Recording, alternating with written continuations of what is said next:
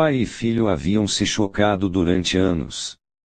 Filipe era paciente e prático, e durante seu reinado aos poucos conseguira expandir as posses já magníficas da Borgonha. Charles era mais ambicioso e guerreiro. O império que herdou era imenso, incluindo Flandres, Holanda, Zelândia e Luxemburgo ao norte da atual França, e o próprio importante Ducado da Borgonha no noroeste da França. Agora, como duque, Charles tinha o poder e os recursos sob seu comando para realizar seus sonhos de conquistas na Alemanha e mais além. Dois obstáculos estavam em seu caminho. O primeiro eram os cantões independentes da Suíça, a leste da Borgonha. Charles teria de incorporá-los a seu território, à força, antes de avançar para o sul da Alemanha. Os suíços eram guerreiros valentes que não aceitariam gentilmente uma invasão. Mas no final eles mal podiam se equiparar em tamanho e potência ao exército do duque. O segundo obstáculo era o rei Luís XI da França, primo e arquirrival de Charles desde criança. A França na época ainda era um estado feudal, composto de vários ducados como a Borgonha, cujos duques deviam aliança ao rei. Mas estes ducados eram na verdade potências independentes e podiam formar sua própria liga se o rei ousasse provocá-los. A Borgonha era o ducado mais poderoso de todos eles, e todos sabiam que Luís sonhava em absorvê-lo e fazer da França um poder unido. Charles, entretanto, sentia-se confiante de que podia superar seu primo mais velho tanto em diplomacia como na arte de guerrear. Afinal de contas, Luís era fraco, até um pouco mole da cabeça. De que outro modo explicar sua estranha fascinação pelos cantões suíços? Quase desde o início de seu reinado, Luís os havia cortejado assiduamente, tratando-os quase como iguais da França. Existiam muitos estados mais poderosos com os quais ele poderia ter se aliado para aumentar o poder da França, mas ele parecia obcecado com a Suíça. Talvez sentisse uma afinidade com o estilo de vida simples deles. Para um rei, ele mesmo tinha gostos bastante camponeses. Luís tinha aversão por guerras, preferindo comprar a paz, mesmo que o preço fosse alto, a financiar um exército. Era imperativo que Charles atacasse agora, antes que Luís percebesse e começasse a agir mais como um rei. Charles armou um plano para realizar suas ambições. Primeiro ele avançaria para a Alsácia, entre a França e a Alemanha, e engoliria os reinados fracos na área. Depois formaria uma aliança com o grande rei guerreiro da Inglaterra, Eduardo IV, a quem convenceria a desembarcar um grande exército em Calais. Seu próprio exército se juntaria aos ingleses em Reims, na França Central, onde Eduardo seria coroado o novo rei do país. O duque e Eduardo descartariam facilmente o fraco exército de Luís. O duque poderia então avançar para o leste, atravessando os cantões suíços, enquanto Eduardo marcharia para o sul juntos, eles formariam o poder dominante na Europa. Em 1474 tudo estava resolvido. Eduardo concordara com o plano. O duque começou avançando para o Alto Reno, mas assim que iniciou as manobras soube que um grande exército suíço tinha invadido seu território natal da Borgonha. Este exército era financiado pelo próprio Luís XI. Com este ato, Luís e os suíços estavam nitidamente avisando ao duque que não veriam com bons olhos qualquer invasão dos cantões no futuro, mas Charles tinha forças suficientes na Borgonha para expulsar os suíços. Ele não era um homem para se provocar desse jeito, ambos os partidos pagariam bem por sua ousada invasão. No verão de 1475, o exército inglês, o maior já reunido para uma invasão da França, desembarcou em Calais sob a liderança pessoal de Eduardo IV. Charles foi se encontrar com Eduardo para finalizar seus planos e brindar as suas iminentes conquistas.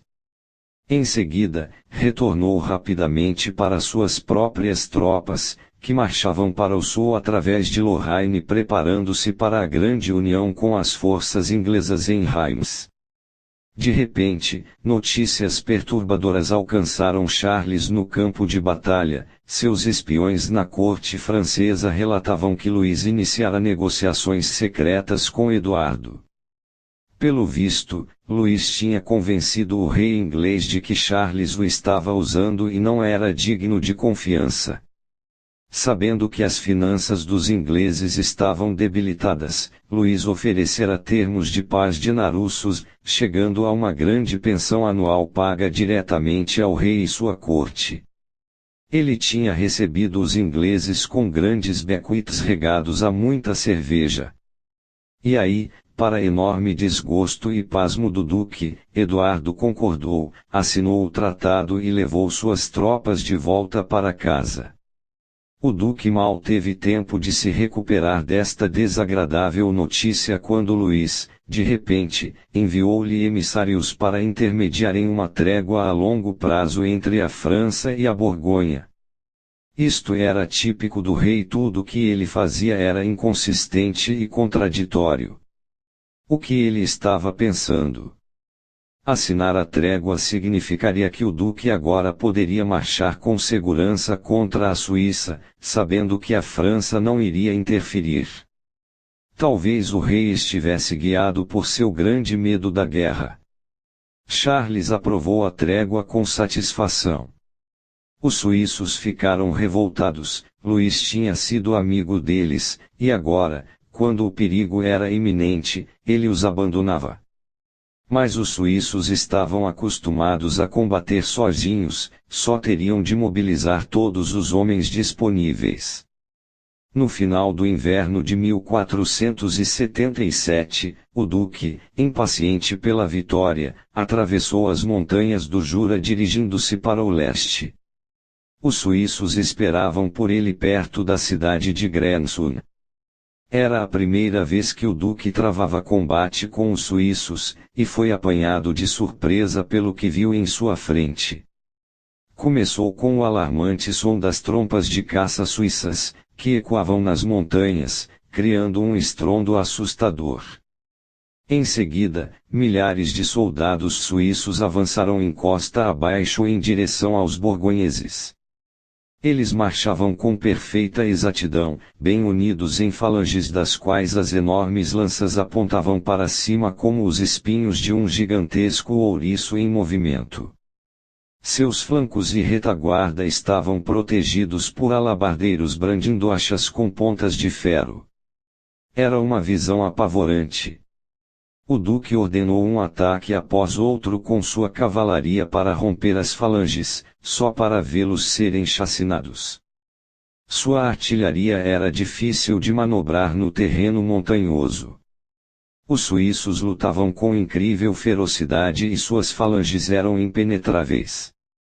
Uma força suíça de reserva, escondida nos basques à direita dos borgonheses, surgiu de repente e atacou.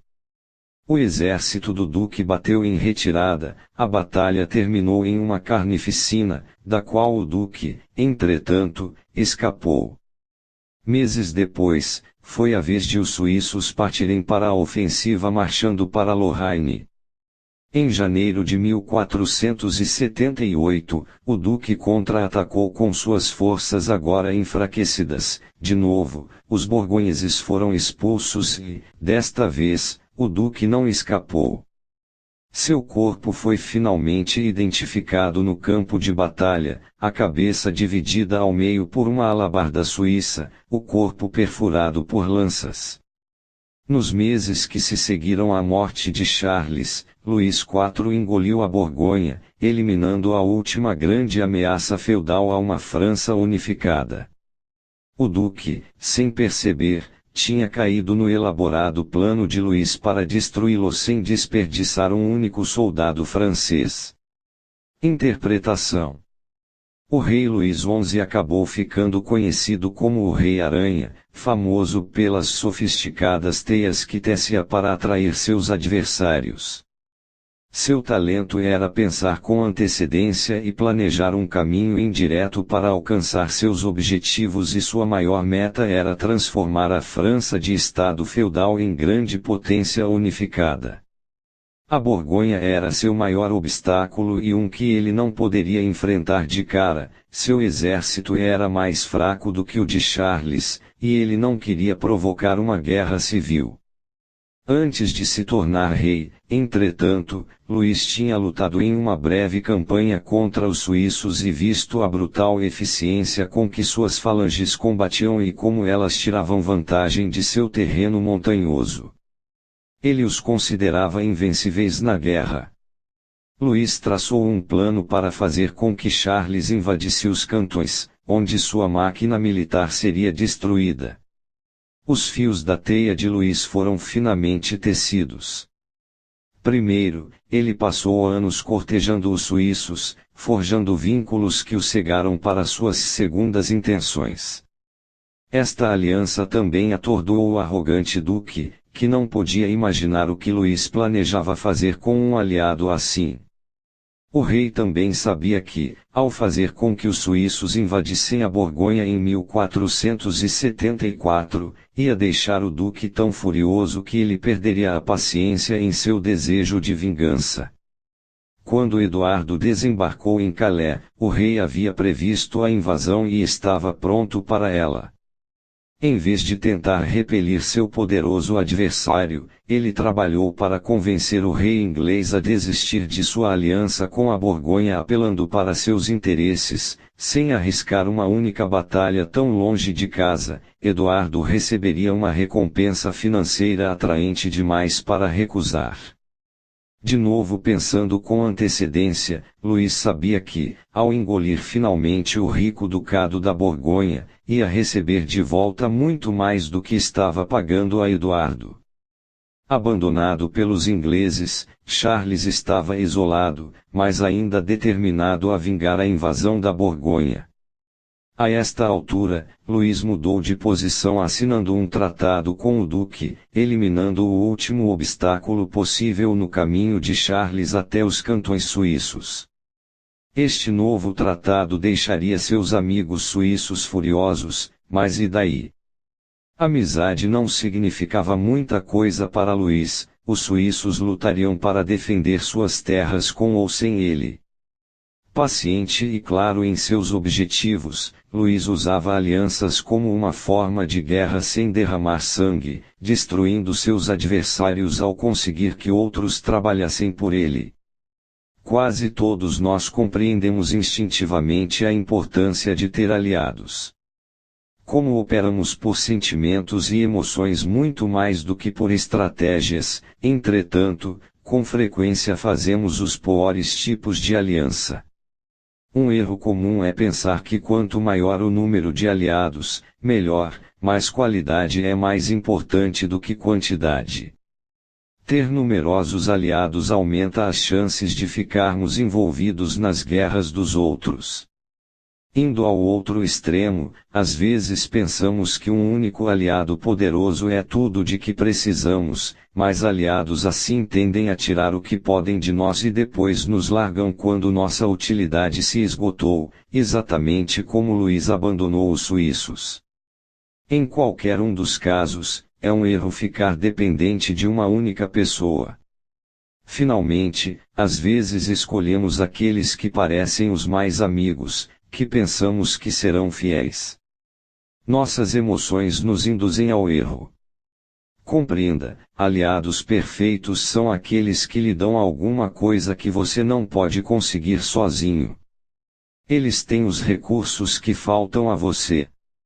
Eles farão o trabalho sujo por você ou travarão seus combates.